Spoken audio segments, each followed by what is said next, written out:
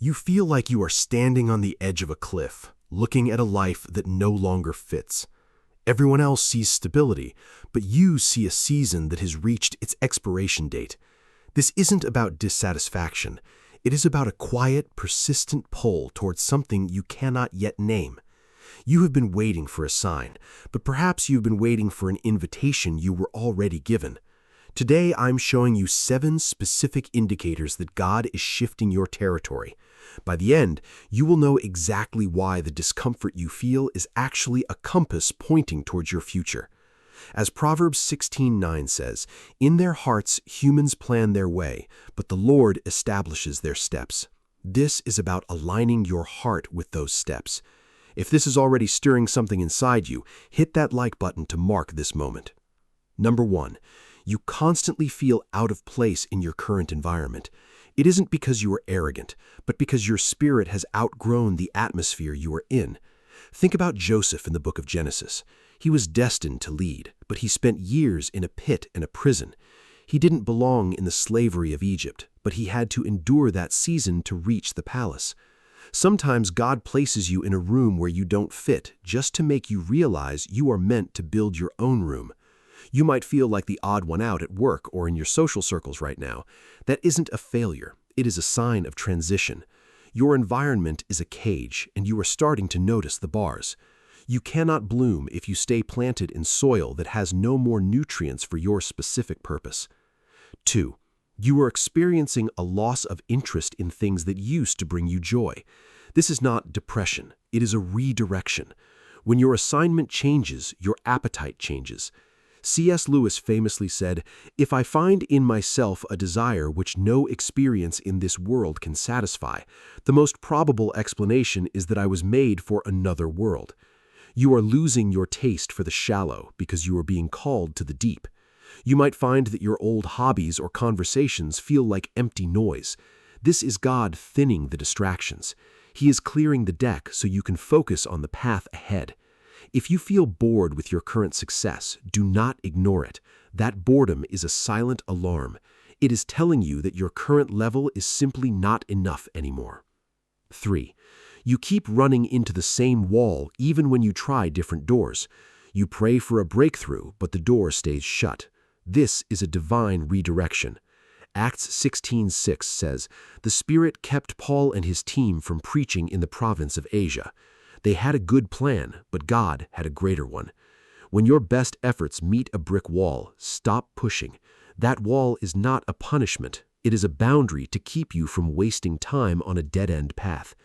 You might be frustrated because you feel blocked, but that block is actually a protective guardrail. God is forcing you to turn toward the road He has already paved for your specific mission. 4. You feel a deep, burning urgency to learn things you never cared about before. Your curiosity is shifting.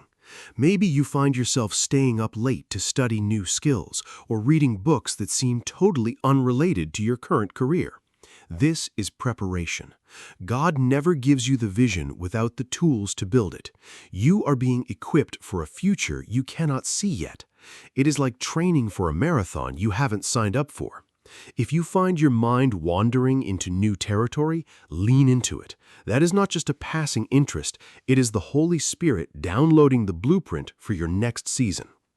5. Your prayers have shifted from asking for comfort to asking for clarity. Most people pray for God to make their lives easier, but when you are being called to something greater, you stop asking for ease and start asking for direction. You stop saying, "Bless my current path," and start saying, "Show me your path." This is a level of maturity that signals you are ready for responsibility. God doesn't entrust greatness to those who only want comfort. He trusts it to those who want His will above their own. If your prayers have become shorter on requests and longer on surrender, you are closer than you realize. 6. You have been losing relationships that you thought were permanent. This is painful, but it is necessary. You cannot reach a new level with old company. As Amos 3:3 asks, "Do two walk together unless they have agreed to do so?" When your vision changes, your agreement with others will often end. People who were meant for your past cannot survive your future. If you are experiencing distance or even conflict with people you love, do not force the connection. Sometimes God creates distance to protect you from the weight of people who will hold you back. Let them go so you can move forward. Of all the points, this seventh one is the most significant. You have a constant, nagging sense that you have left something undone. You aren't satisfied with the good enough life that everyone else seems to enjoy. This is the holy dissatisfaction that David felt before he became king. He was a shepherd boy, but he had the heart of a giant slayer. Your discontent is not a sign that you are ungrateful. It is a sign that you are called to impact the world in a way that is bigger than your comfort zone. If you are watching this and something inside you is stirring, that is not a coincidence. Knowing how to exist is important, but knowing how to live on purpose is what separates an ordinary outcome from a legacy. You are being prepared for a shift. If you are ready for this, share this with someone who needs to hear it today.